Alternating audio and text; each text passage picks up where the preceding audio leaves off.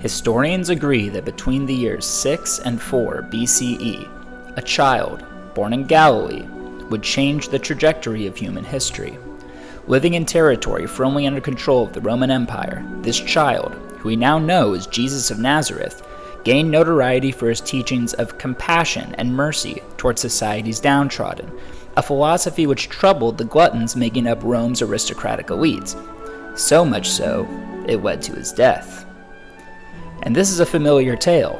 A man promised to usher in profound change, a chosen one, who many of which believe is a vessel of the gods, transcending this reality to serve at the behest of greater beings, but as mere mortals themselves, oblivious to the grander picture of the universe, they bring upon only their own demise.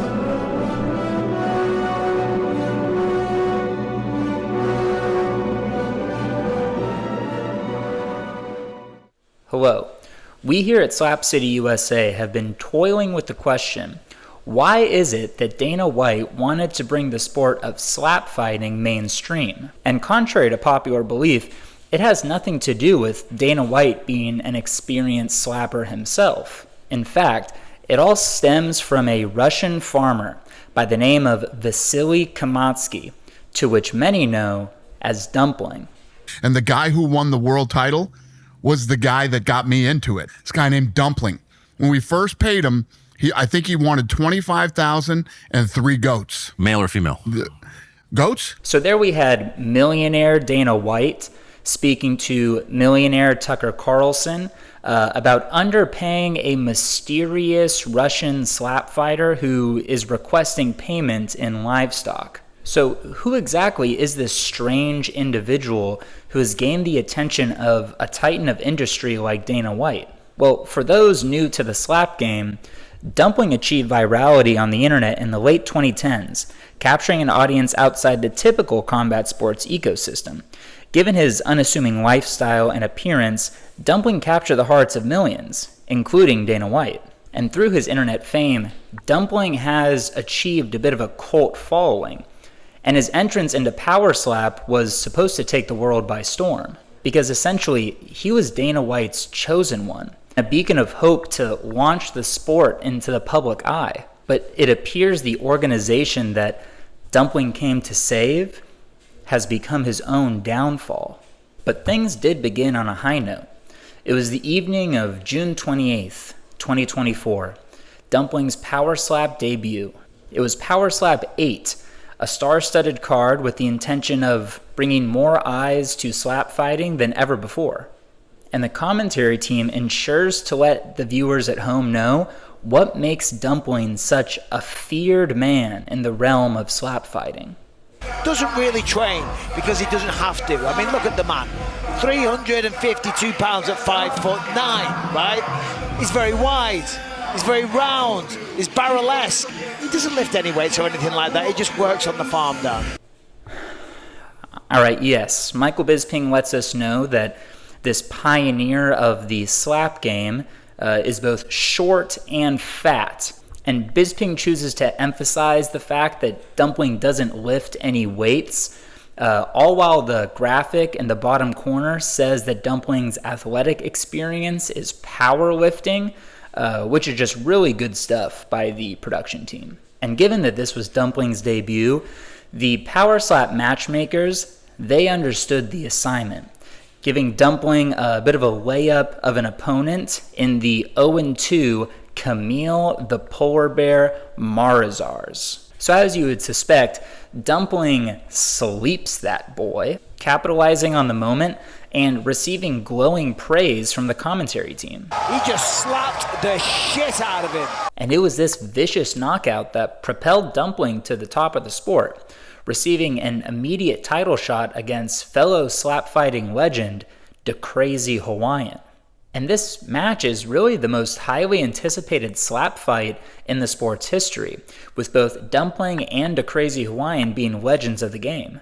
So let's take a look at both of these competitors' walkouts so we can hear how the commentary honors such a historic moment in the sport's history.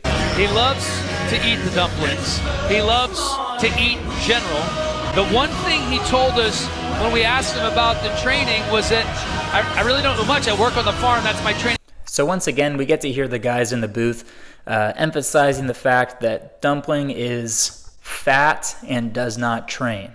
But, you know, perhaps they're saving their praise for DeCrazy Hawaiian, who is also a slap fighting legend. When he walked in here tonight, he was reading a book. I think he was pretending to read a book. I'm not saying he can't read. But I don't actually think he was reading as he walked in. All right, I guess not. And although I'd rather focus on the fight, I do feel obligated to show the clip of DeCrazy Hawaiian reading so we can decide for ourselves. The super heavyweight champ is in the building. DeCrazy Hawaiian set to defend his title for the second time. What is he? Is he reading the Bible when he's walking in? 420 pounds. Yeah, he wasn't reading that shit. Anyways, the fight itself doesn't really live up to the hype because both of the men don't really have much of a neck, and they're also unable to fully extend their arms to properly slap each other. And on top of that, DeCrazy Hawaiian pretty much flinches every single time and kind of open palm strikes Dumpling as opposed to slapping him. And by the end of the fight, the production team shows us Bisping's scorecard, which if you actually watch the fight, you'd recognize is completely wrong, and the fight ends in a majority draw. But despite this unsatisfying result, we do get to hear Dumpling post-fight share some of the wisdom that has helped him get this far in the game. What's your reaction to this? What would you like to say? This sucks. All right, spoken like a legend. So to no one's surprise, an immediate rematch is booked, but this time around there's a big change with DeCrazy Hawaiian. Hey, you know, you talked about the weight loss, 70 pounds for the big fella. He said like he was getting so big that people weren't taking him seriously. And shout out to DeCrazy Hawaiian, who as of filming looks like this. But in this particular bout, it's pretty clear that the weight loss affects both his ability to give a powerful slap as well as take Dumpling slaps. But you know, maybe the Dumpling is going through his own weight journey. Let's listen to the commentary team to see if they have any new information on his physique. And I'm not even trying to be funny here. Dumpling has probably put on little fat. So the fight itself is a little uneventful, with the strikes once again not causing too much damage. But by the end, Dumpling gets his hand raised and fulfills the prophecy by becoming the super heavyweight power slap champion. He even big times Dana White at the end by saying that this is Dana's dream come true. Your dream has come true. Now Dumpling is the champion of your league.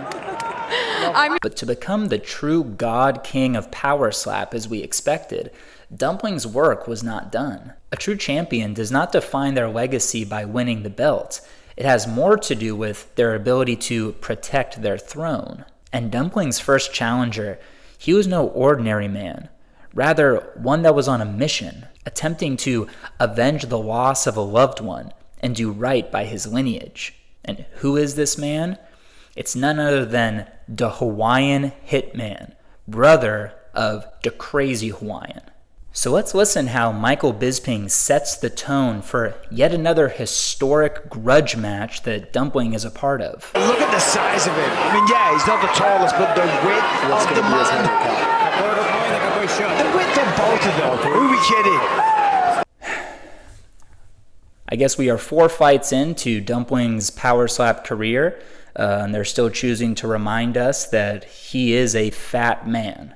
And unfortunately, much like Dumpling's last 2 fights, the bout itself is a little bit uneventful, with none of the strikes being particularly powerful. But this time around, we also see a different side of Dumpling, as he has these strong reactions to his slaps being fairly ineffective. And he might have self-sabotaged a bit with these antics, because he ended up losing a controversial decision, thus losing his belt without a single title defense. But obviously you would expect Dana White and the Powerslap brass to give Dumpling an immediate rematch, given that this was such a hotly contested decision, as well as Dumpling just being a legend of the sport.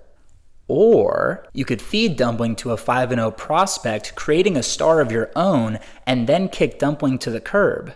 But Powerslap would never do that to such a legend of the sport of slap fighting like Dumpling. Sign up to the Crypto.com app using code POWER. Trade $100 to receive $50 and a chance to win Powerslap double passes.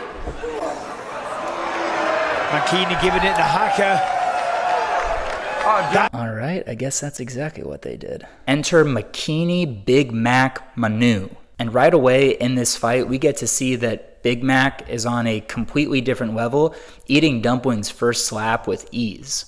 And although Dumpling's second slap does do quite a bit of damage, the fight comes down to the third round where Makini Manu does this little dance after he is slapped, and Dumpling is practically finished by Big Mac's final slap, which leads to, yet again, another decision loss for Dumpling. And Dumpling seems to be unsatisfied with the decision and disagrees with it. However, this is as clear a 29-28 as you can get in the sport of slap fighting. And although the final chapter of Dumpling's story is yet to be written, I can't help but feel that he was used by the organization that he came to save. And it seems like the lovable, humble farmer that we once saw exchange slaps while wearing a sweater and jeans is now just another cog in Dana White's combat sports machine. And perhaps Powerslap as an organization is ready to move on from Dumpling. I mean, they have stars of their own. Just look at Powerslap 15, which was headlined by household names such as Brandon the Butcher Bordeaux and Isaiah Pretty Boy Quinones, which has a total of 10 million very legitimate and definitely not botted views on YouTube, which can be compared to Powerslap 13, which was headlined by Dumpling and only has 777,000 views, which is over 100,000 views less than the Arabic language stream for Powerslap 17, which was headlined by this guy. So you have a big cup, a small cup. Say big cup again. Big cup. Yeah, dude. And a base cup with a hole and a spike, right? Yeah. So your basics are big cup, small cup, base cup, and you spike it. Isn't that crazy? How many hours a day? Oh, this used to be 6-8 hours a day. For real? I think the views might be botted.